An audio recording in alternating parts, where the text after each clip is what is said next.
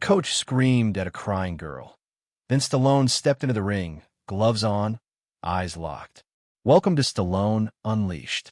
Let's uncover what really happened. The air in the Iron Fist boxing gym was thick with the familiar, almost sacred sense of old leather, sweat, and the faint, metallic tang of ambition. It was a place stripped of all pretense, a gritty sanctuary where character was forged in the crucible of discipline and pain. The rhythmic thud of gloves against heavy bags, the sharp snap of skipping ropes on the worn wooden floor, the grunts of exertion. It was a symphony of effort, a testament to the relentless pursuit of strength. In a shadowed corner, away from the main flurry of activity, Elias Thorne sat on a low, splintered bench, a quiet, unassuming figure in a world of explosive energy. He wasn't a fighter, not in the physical sense. He was a writer, a chronicler of human struggle, drawn to this place not to train his body, but to observe the unvarnished dramas of the human spirit. He held a small, leather-bound notebook in his lap, its pages filled with his neat, almost microscopic script, observations, fragments of dialogue, reflections on the nature of courage and resilience. In his pocket, his fingers idly traced the smooth, worn contours of a pair of miniature boxing gloves, a keepsake from his own father, a man who had taught him that the most important fights are often the ones waged not in a ring, but in the quiet, often lonely, arenas of the human heart. His attention was drawn to a young woman, perhaps in her late teens, working a heavy bag with a fierce, almost desperate intensity. Her movements were raw, unpolished, yet there was a fire in her, a stubborn refusal to quit that was both admirable and a little heartbreaking. Her name, he had overheard, was Maria. She was new to the gym, a quiet, solitary figure who seemed to be carrying a weight far heavier than any dumbbell. Standing over her, his voice a constant, grating barrage of criticism, was the gym's owner and head coach, a man named Sarge. Sarge was a relic from a bygone era of boxing, a man whose own ring career had been short-lived and unremarkable, a fact that seemed to have curdled into a permanent, simmering resentment. He was a bully, a man who seemed to derive a perverse pleasure from breaking down his fighters, mistaking cruelty for discipline, fear for respect. "Come on, girl," Sarge barked, his voice echoing in the cavernous gym. "Is that all you got? My grandmother hits harder than that. You're wasting my time. You're wasting your own time." Maria flinched at his words, her rhythm faltering. She missed a punch, her glove glancing off the side of the bag. "Pathetic," Sarge roared. "You call that a punch? You're telegraphing everything." A blind man could see that coming. He kicked the base of the heavy bag, a gesture of pure, contemptuous frustration. "Maybe you don't have what it takes. Maybe you should just go home and take up knitting." Maria stopped, her arms dropping to her sides, her head bowed, her shoulders shaking with a mixture of exhaustion and suppressed sobs. She didn't retort, didn't defend herself. She simply stood there, absorbing the verbal assault, her spirit visibly crumbling under the weight of Sarge's relentless, brutal criticism. The other fighters in the gym, though they clearly heard the exchange, pretended not to. They kept to their own routines, their gazes averted, a collective, unspoken agreement to not get involved, to not draw Sarge's ire upon themselves. It was a familiar, if ugly, dynamic, the quiet complicity of those who choose self-preservation over solidarity. Elias watched, his jaw tightening, a cold, quiet anger settling in his chest. He had seen this before, this abuse of power, this twisted form of mentorship that sought to break rather than to build. The miniature boxing gloves in his pocket felt heavy, a silent reproach. He knew, with a certainty that was as solid and unyielding as the iron weights stacked in the corner, that he could not remain a silent observer. This was not just about a harsh coach and a struggling young fighter. It was about the fundamental abuse of a sacred trust, the trust between a teacher and a student, a mentor and a protege. He closed his notebook, his quiet observations now demanding a more active response. He rose slowly from the bench, his movements deliberate, his gaze fixed on the scene unfolding in the center of the gym. The lesson, he knew, was about to begin, and it would not be Sarge who was teaching it. Elias didn't immediately stride into the center of the gym. He was a man who understood the power of a measured approach, the importance of choosing the right moment, the right words. He watched as Sarge, apparently satisfied with having reduced Maria to a state of near tears, turned his back on her and swaggered over to a group of his more favored, more sycophantic fighters, his laughter a harsh, grating sound as he recounted some old, embellished story of his own supposed ring prowess. Maria remained by the heavy bag, a solitary, defeated figure. She wiped her eyes with the back of her boxing glove, a gesture of futile defiance against the overwhelming tide of her humiliation. She looked around the gym, her gaze pleading, searching for a friendly face, a sign of support. But she found none. The other fighters continued to avoid her eyes, their focus suddenly, intensely, on their own routines. Elias began to walk slowly, deliberately, towards her. He moved with a quiet, unassuming grace that was a stark contrast to the aggressive energy that usually permeated the gym. He stopped a few feet away from her, not wanting to crowd her, to add to her sense of being cornered. "That was a heavy bag," Elias said, his voice low, calm, his words referring not just to the piece of equipment, but to the emotional burden she was clearly carrying. "And you were hitting it with a great deal of heart." Maria looked up, startled, her eyes, red-rimmed and filled with a raw, unguarded pain, meeting his. She clearly didn't know who he was, this quiet, older man in the tweed jacket who seemed so out of place in this gritty, masculine world. I wasn't hitting it hard enough," she mumbled, her voice a hoarse whisper, echoing Sarge's cruel assessment. He said I was pathetic. He was wrong," Elias stated simply, his voice firm, unwavering. "There was nothing pathetic about what I just saw. I saw courage. I saw determination. I saw a fighter who refused to give up, even when her own coach was trying to tear her down." Maria stared at him, a flicker of disbelief, then a dawning, fragile hope in her eyes. It had been a long time, it seemed, since anyone had offered her a word of genuine encouragement, of validation. But I'm not any good," she protested, her self-doubt a deeply ingrained narrative. I'm not a real fighter." "What makes a real fighter, Maria?" Elias asked gently. "Is it the power of their punch, the speed of their footwork, or is it the strength of their spirit, the resilience of their heart, the courage to step into the ring day after day and face not just an opponent, but their own fears, their own doubts?" He paused, then added, his gaze holding hers with a quiet, compelling intensity. "By that measure, Maria, from what I have just witnessed, you are a very real fighter indeed. Perhaps the realest one in this entire gym." A single tear escaped from Maria's eye and traced a slow path down her cheek. But this time, it was not a tear of humiliation, but of a profound, cathartic relief.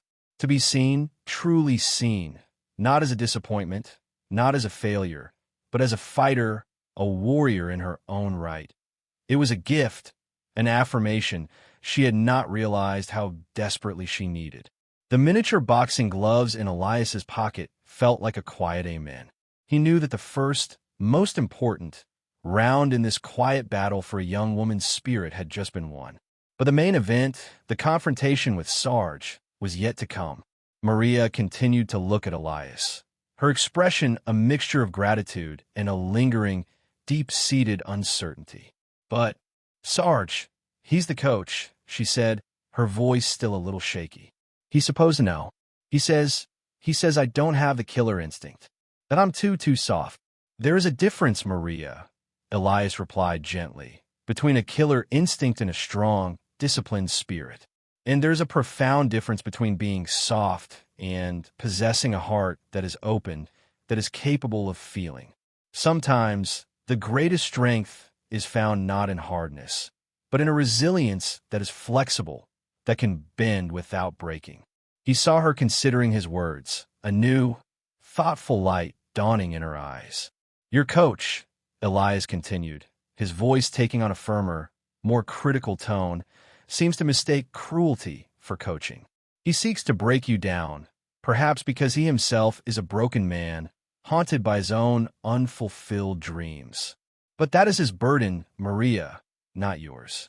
You do not have to accept his bitter, twisted definition of what it means to be a fighter. He then did something that surprised her. He reached into his satchel and took out a small, worn, leather-bound book. It was a collection of biographies of great female athletes, women who had overcome immense obstacles, who had defied expectations, who had redefined the very meaning of strength and courage.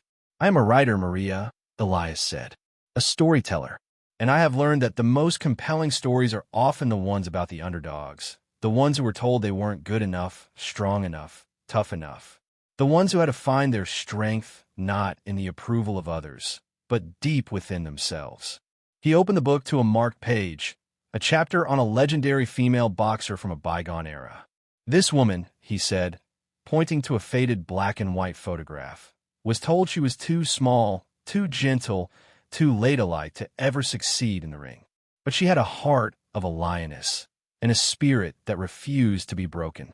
She became one of the greatest champions of her time, not by becoming hard and cruel, but by channeling her sensitivity, her intelligence, her profound inner strength into a fighting style that was as graceful as it was powerful." He looked up at Maria, his eyes holding a quiet, unwavering belief in her own potential. "You have that same fire in you, Maria," he said. "I saw it when you were at that bag. Don't let a man like Sarge extinguish it. Don't let his bitterness, his disappointment, become your own. You have your own story to write, Maria, your own fight to win. And it is a fight that is far more important than any bout in a ring." Maria stared at the picture in the book, then up at Elias, her eyes shining with a new, determined light. The tears had stopped. The slump in her shoulders was gone, replaced by a new, subtle straightening of her spine. "Thank you, Mr. Thorne," she said, her voice clear and strong now. "Thank you." Just then, Sarge, having concluded his boastful performance for his acolytes, swaggered back towards them, a sneer on his face. Well, he barked, his gaze falling on Elias with a mixture of suspicion and contempt. "What's this? The little lady found herself a new coach? Some old bookworm who's going to teach her how to fight with poetry?" Elias slowly closed the book and placed it back in his satchel. He then turned to face Sarge, his expression calm, his gaze steady, his quiet, unassuming presence a stark contrast to Sarge's aggressive, blustering demeanor. The confrontation he had been anticipating had arrived, and Elias, armed with a quiet conviction and a lifetime of understanding the true nature of a fight, was ready. Sarge continued his verbal assault, his voice a harsh, grating sound in the otherwise rhythmic clamor of the gym. "What's the matter, old man?" he sneered, taking a step closer to Elias, his posture a clear attempt at physical intimidation. "You think you know something about fighting? You, with your fancy books and your tweed jacket? This is a gym, not a library.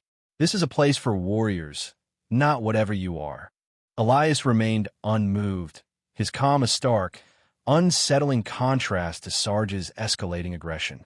"I know a little something about warriors, yes," Elias replied, his voice quiet but carrying an undeniable authority that seemed to momentarily surprise Sarge. "And I know that true warriors, true teachers, build their students up. They don't tear them down. They inspire. They don't humiliate. They lead with respect, not with fear." "Respect," Sarge scoffed, a derisive laugh erupting from his throat. "Respect is earned in the ring, old man. With blood, with sweat, with knockouts. It's not earned by being sensitive or thoughtful. This is a tough business for tough people." "And that girl," he said, jabbing a thick finger towards Maria, who flinched but held her ground, her eyes now fixed on Elias with a mixture of fear and a dawning, fierce loyalty. "She doesn't have what it takes. She's a quitter." "I saw no quitter here today, Sarge," Elias countered, his voice still low but now edged with a cold, hard anger. "I saw a young woman with more heart, more determination in her little finger than you seem to possess in your entire, bitter soul. I saw a fighter. And you try to break her spirit, for no other reason than to feed your own pathetic, inflated ego. The accusation, so direct, so unflinching, seemed to strike Sarge like a physical blow. The color drained from his face, replaced by a mottled, furious red. "Why you old fool," he sputtered, his fists clenching at his sides. "You have no idea who you're talking to. I could break you in half." "Could you?" Elias asked, his voice a soft, dangerous whisper. He didn't raise his voice, didn't adopt a fighting stance. He simply stood there, his quiet, unwavering presence a far more formidable challenge than any physical threat. "Perhaps you could, Sarge. You are, after all, a much younger and presumably stronger man than I. But that would only prove my point, wouldn't it? That your only recourse, your only language, is one of brute force, of intimidation. It would prove that you are not a teacher, not a mentor, but simply a bully." The other fighters in the gym had stopped their workouts now, their attention drawn to the escalating drama. They formed a loose, silent circle, their expressions a mixture of apprehension and a certain grim fascination. They had all been on the receiving end of Sarge's tirades, had all endured his casual cruelty. To see him so directly, so eloquently, challenged by this quiet, unassuming stranger was a new and clearly compelling experience. Sarge looked around, his eyes wild, seeking the support, the validation he was so accustomed to. But he found none. He saw only a sea of neutral, watching faces. He was alone, his authority, for the first time, being questioned, undermined, not by a physical challenger, but by the quiet, unyielding power of a moral one. He turned back to Elias, his face a mask of pure, impotent rage. "Get out of my gym," he snarled, his voice a low, guttural sound. "Get out now before I throw you out." Elias didn't move. He simply held Sarge's gaze, his own eyes calm, steady, and filled with a profound, almost pitying disdain. "I'm not going anywhere, Sarge," he said softly. "Not until you apologize to that young woman. Not until you acknowledge the profound disrespect you have shown her, and the sacred trust you have so carelessly, so cruelly violated." The standoff was complete, the air in the gym thick with a tension so profound it was almost a physical entity. The quiet writer and the blustering coach, two worlds, two philosophies, two definitions of strength, locked in a silent, an underscore unwavering battle of wills. Sarge stared at Elias, his face a thunderous mask of rage and disbelief. The idea that this old man would dare to stand in his gym, in his domain, and make such a demand was utterly incomprehensible to him. "Apologize?" he finally sputtered, the word laced with a venomous contempt. "Apologize to her? For what? For telling her the truth? For trying to toughen her up? This is a fight gym, not a tea party. If she can't handle a little criticism, she doesn't belong here." "There is a vast and profound difference, Sarge," Elias replied, his voice still maddeningly calm, "between constructive criticism and destructive abuse. You were not toughening her up. You were attempting to break her spirit. And you're doing it, I suspect, because your own spirit was broken a long time ago." The psychological accuracy of the remark, the way it sliced through Sarge's blustering facade and struck at the very core of his own long-buried insecurities, seemed to enrage him further.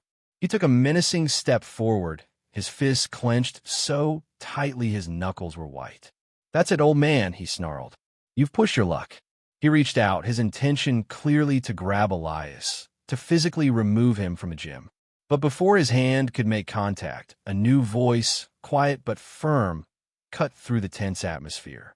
"That's enough, Sarge." All heads turned towards the source of the voice. It was Maria. She had stepped forward, her earlier fear now completely gone, replaced by a cold, hard, and utterly unwavering resolve. She stood between Elias and Sarge, her small frame a surprisingly formidable barrier. "He's right, Sarge," she said, her voice clear, steady, and filled with a newfound strength that seemed to surprise everyone, including herself. "You weren't coaching me. You were bullying me, and I'm done letting you do it." Sarge stared at her, his mouth agape, momentarily stunned by her unexpected defiance. "What did you say to me, girl?" he growled, his fury now redirected towards her. "I said, I'm done," Maria repeated, her gaze unwavering. "I came to this gym to learn how to fight, to find my own strength. And today," she said, her gaze flickering for a moment towards Elias with a look of profound gratitude, "I believe I finally have. But not because of you, Sarge. In spite of you." She then did something that sealed the quiet, profound victory of the moment.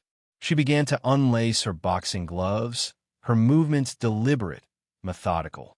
"I may not be a champion, Sarge," she said, her voice ringing with a quiet, unshakable dignity. "I may not have a killer instinct, but I know the difference between a real coach and a petty tyrant. And I will not be your punching bag, verbal or otherwise, any longer." She pulled off her gloves and dropped them to the floor at Sarge's feet, a gesture of finality, of a profound, self-affirming liberation. "I quit," she said simply. The other fighters in the gym, who had been watching in stunned silence, now began to stir. One of them, a young man who had often been the target of Sarge's ridicule, slowly began to unlace his own gloves. Then another, and another. A quiet, powerful ripple of dissent, of solidarity, was spreading through the gym, a silent rebellion against a reign of fear and disrespect that had gone on for far too long. Sarge looked around, his eyes wide with a dawning, horrified understanding. His kingdom, built on a foundation of intimidation and cruelty, was crumbling around him, brought down not by a physical challenger, but by the quiet courage of a young woman who had finally found her voice, and the unassuming old man who had helped her find it. The sight of his fighters, one by one, beginning to remove their gloves, their faces a mixture of fear and a newfound, defiant solidarity, seemed to finally, completely, break Sarge. The rage drained from his face, replaced by a look of utter, bewildered devastation. He stared at the gloves piling up at his feet, each pair a silent testament to his own monumental failure, not just as a coach, but as a leader, as a human being. He had ruled his small kingdom through fear, and now, in the face of a quiet, principled rebellion, he found he had no true loyalty, no genuine respect to fall back on. He was a king with no subjects, a general with no army. He was, in the end, utterly alone. He looked at Maria, at the quiet, unshakable strength in her eyes, a strength he had tried so hard to crush, yet had, in his own twisted way, inadvertently helped to forge. He looked at Elias, at the calm, an undersworn judging wisdom in his gaze, and he saw not an enemy, but a mirror, a reflection of a better, more honorable way of being that he himself had long ago abandoned. With a low, guttural sound that was half sob, half groan of despair, Sarge turned and stumbled towards his small, cluttered office, the jeers and taunts he had so freely dispensed, now echoing in his own mind as a chorus of self-recrimination. He slammed the door behind him, the sound of final, pathetic admission of defeat. The gym fell into a profound, almost reverent silence. The fighters, their gloves now off, stood in a loose, uncertain circle, looking at each other, then at Maria, then at Elias. They seemed like men waking from a long, bad dream, unsure of what to do next, of how to navigate this new, unfamiliar landscape of mutual respect and shared defiance. Maria, her own eyes shining with a mixture of tears and a fierce, triumphant pride, turned to Elias. "Thank you," she whispered, her voice thick with an emotion too profound for words. "No, Maria," Elias replied, his voice gentle, his eyes filled with a deep, paternal admiration. "Thank you. You, and these other fine young men and women. You're the ones who found your courage today. You're the ones who chose to stand up for what is right. I was merely a witness." He then looked around at the other fighters, his gaze sweeping over their faces, acknowledging their collective act of courage. "What you did here today," he said, his voice quiet but carrying to every corner of the now silent gym, "took a great deal of strength, a strength that has nothing to do with how hard you can punch or how fast you can move. It is the strength of character, of integrity, of solidarity. And that, he added, a rare, warm smile touching his lips, is the mark of a true champion in any arena. A few of the fighters nodded, their expressions a mixture of relief and a dawning, shared pride. They had not just quit on a bad coach. They had taken a stand for a better way of being, for a community built on mutual respect rather than fear. Elias knew that the future of the Iron Fist boxing gym was uncertain. Perhaps it would close. Perhaps a new, better coach would take over. But whatever happened, he knew that something important, something fundamental, had changed within these walls today. A culture of abuse had been challenged and broken, and a group of young fighters had learned a profound lesson, not about boxing, but about life, about the quiet, enduring power of standing together, of speaking truth to power, of choosing dignity over fear. The miniature boxing gloves in Elias's pocket felt light now, their symbolic weight transformed from a reminder of past struggles to a testament of a present and hopeful victory. The aftermath of Sarge's retreat was a strange, quiet mixture of uncertainty and a profound, shared relief. The fighters, who had for so long operated under a cloud of fear and intimidation, now seemed to be breathing a different, cleaner air. They began to talk amongst themselves, their voices low at first, then growing in confidence, sharing stories of Sarge's casual cruelties, of his demoralizing training methods, of the quiet despair they had all felt at one time or another. It was a collective unburdening, a catharsis, a realization that they were not alone in their experiences. Maria, who had been the catalyst for this quiet revolution, found herself at the center of it, not as a leader, but as a symbol of the courage they had all, in their own ways, finally found. The other fighters, men and women alike, approached her, not with pity, but with a newfound respect, a quiet admiration. They clapped her on the shoulder, offered words of thanks, acknowledged her bravery. She had spoken the truth they had all been too afraid to voice, and in doing so had liberated them all. Elias watched this unfolding scene with a quiet, profound satisfaction. He had simply opened a door, offered a moment of validation. It was Maria and the others who had found the courage to walk through it. He saw the potential for a new kind of community to be forged here, one built not on the ego of a single, tyrannical coach, but on the shared passion, the mutual respect of the fighters themselves. As the initial wave of emotion began to subside, a practical question arose. What now? One of the young men asked, his voice echoing the uncertainty they all felt. Sarge owns the gym. We can't just take it over. Just then, the door to Sarge's office creaked open. A different man emerged, older, dressed in a simple but well-tailored suit, his expression one of grim, weary resignation. He was, Elias surmised, the actual owner of the building, perhaps even the financial backer of the gym, a man who had, until now, remained in the background. That, the newcomer said, his voice calm but firm, is a matter that is currently under review. My name is Mr. Harrison, and I believe I owe all of you an apology. I entrusted the management of this facility to a man who, it has become abundantly clear, was unworthy of that trust. His methods, his behavior, they're not what the Iron Fist boxing gym was ever intended to be about. He looked around at the faces of the fighters, his gaze lingering for a moment on Maria, then on Elias. I have just had a rather frank conversation with Sarge, Mr. Harrison continued. He will not be returning. His contract has been terminated, effective immediately. A collective sigh of relief, almost a cheer, went through the assembled fighters.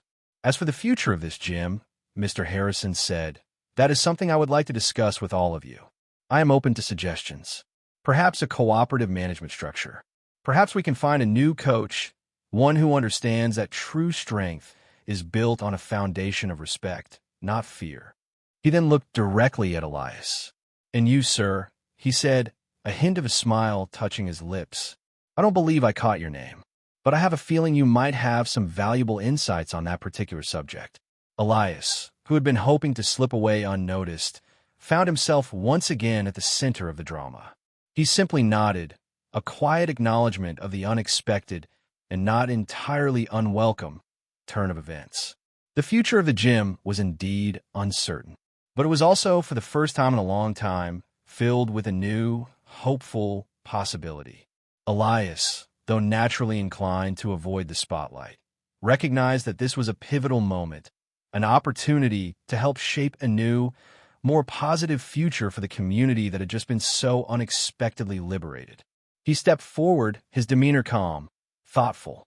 "My name is Elias Thorne," he said, addressing Mr. Harrison, but also the assembled fighters. "And I'm not a boxing expert by any means, but I am a student of human nature, of the stories that shape us. And the story of this gym, it seems to me, is at a turning point." He looked around at the faces of the young men and women, at their mixture of hope and uncertainty. "You have all shown a great deal of courage today," he continued. "You have stood up to a bully. You have reclaimed your dignity. That in itself is a profound victory. But the question now, as your colleague so rightly asked, is what next?" He paused, letting the question hang in the air. A gym, like any community, is more than just a building, more than just equipment. It is a culture, and you now have the rare and precious opportunity to build a new culture here. A culture based not on the ego of one man, but on the shared values of all of you. He gestured towards the fighters. "You have amongst you a wealth of experience, of passion, of a deep, personal understanding of what it takes to train, to fight, to persevere. Perhaps the leadership you seek is not to be found in some new, outside expert, but right here within yourselves." He then looked at Maria, a gentle, encouraging smile on his face. "And perhaps," he added, "your most effective coach will not be the one with the loudest voice, but the one with the most empathetic heart, the one who understands, from personal experience, the importance of building others up, of fostering a spirit of mutual support and respect." Maria flushed, a mixture of surprise and a dawning, hesitant pride in her eyes. The other fighters looked at her, then at each other, a new idea beginning to take root. The possibility of a gym run by them, for them, a place where the values of respect and solidarity were paramount, was a radical and deeply appealing concept. Mr. Harrison listened to Elias's words with a thoughtful, appreciative expression. "Mr. Thorne," he said, "that is a very insightful perspective. A cooperative model, a community-led approach. I must admit, I hadn't considered that, but it has a great deal of merit." He turned to the fighters. "What do you all think? Is that something you would be interested in exploring? The possibility of running this gym yourselves, of creating a true community of fighters, of peers." A murmur of excited, hopeful conversation erupted amongst the fighters. The idea, once planted, began to grow with a surprising speed, their earlier uncertainty replaced by a new, shared sense of purpose, of possibility. Elias watched, a quiet satisfaction settling over him. He had not offered a solution, but simply a different way of looking at the problem, a way that empowered the very people who had been so disempowered. He had helped them to see the strength they already possessed, not just as individuals, but as a collective. The future of the Iron Fist boxing gym was still unwritten, but now it would be written by them. And that, Elias knew, was a far more promising, far more resilient foundation than any top-down management structure could ever provide.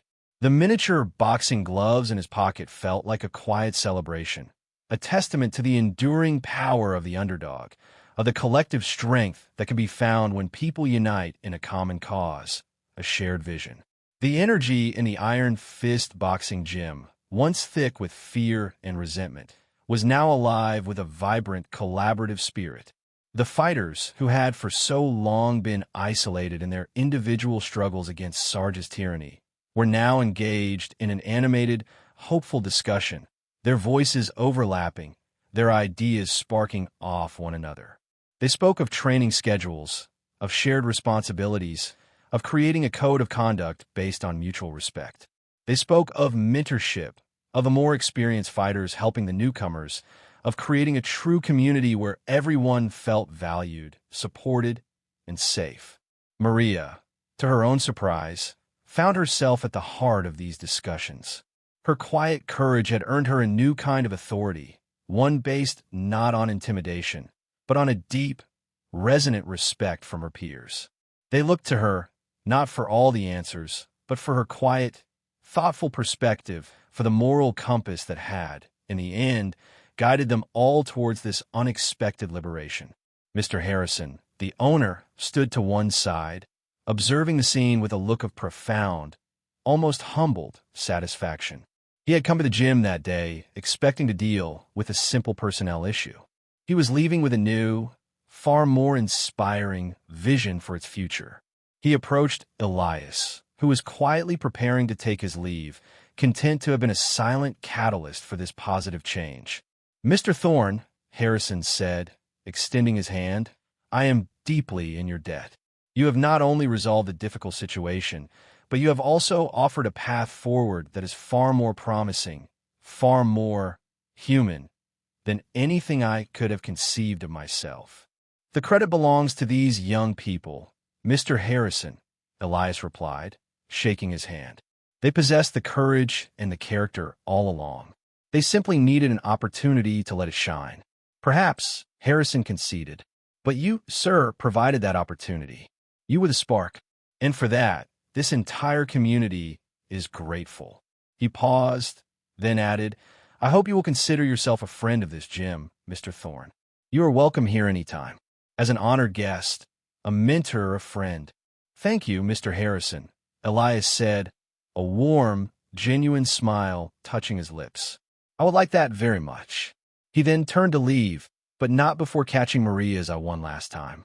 She gave him a small, radiant smile, a look of profound, unspoken gratitude that was more eloquent than any words. He simply nodded in return, a silent acknowledgement of the remarkable journey she had taken that day, from a tearful, humiliated young woman to a quiet, respected leader of her newfound community. As Elias stepped out of the gym and into the cool evening air, he felt a deep sense of peace. The world was still a complex, often difficult place. But today, in this small, gritty corner of it, a small but significant victory for dignity, for respect, for the power of a collective, compassionate spirit, had been won.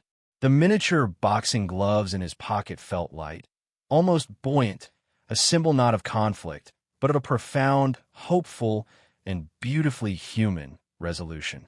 Elias walked home through the darkening city streets, the usual urban clamor a muted backdrop to his own quiet reflections. The events at the Iron Fist boxing gym had been a powerful, unexpected reminder of the themes that had so often preoccupied him in his own life and work. The nature of true strength, the abuse of power, the quiet resilience of the human spirit, and the transformative power of solidarity. He thought of Maria, of her journey from a silent, tearful victim to a quiet, courageous catalyst for change. He thought of the other fighters, their initial, fearful complicity transformed into a collective, empowering defiance. And he even thought of Sarge, a man so consumed by his own bitterness, his own failures, that his only remaining tool was cruelty, a sad, pathetic figure who had, in the end, been defeated not by a superior physical force, but by the simple, undeniable power of human decency. He knew that the path ahead for the newly liberated gym would not be without its challenges. Building a true community, a culture of mutual respect and shared responsibility, was hard work. It required patience, communication, a willingness to listen, to compromise, to forgive. But he also knew that the fighters at Iron Fist now possessed the most essential ingredient for success: a shared vision, a common purpose, and a profound, hard-won understanding of the importance of standing together. The miniature boxing gloves, which he now took from his pocket, seemed to hold a new significance. They were not just a memento of his father, a man who had fought his own quiet battles with dignity and grace. They were also, now, a symbol of Maria's fight, of the collective fight of all the young people at the gym. They were a testament to the fact that the most important rings are not always made of rope and canvas, And the most significant victories are not always measured in knockouts or championship belts. Sometimes, the greatest victory is simply in finding one's voice, in reclaiming one's dignity, in choosing to build a community of support rather than to perpetuate a cycle of abuse. As he reached his own quiet, book-lined apartment, he placed the miniature gloves on his desk, next to the tarnished bronze star that had belonged to his brother, and the smooth, patient river stone that had seen so much of his own solitary journey. They were a collection of quiet talismans, each one a story, each one a lesson, each one a reminder of the enduring, often unseen, but profoundly powerful currents of courage, resilience, and compassion that flowed through the human heart. The world, Elias reflected, was full of such stories, waiting to be witnessed, waiting to be told. And he was grateful, profoundly grateful, to have been a small, quiet part of this one.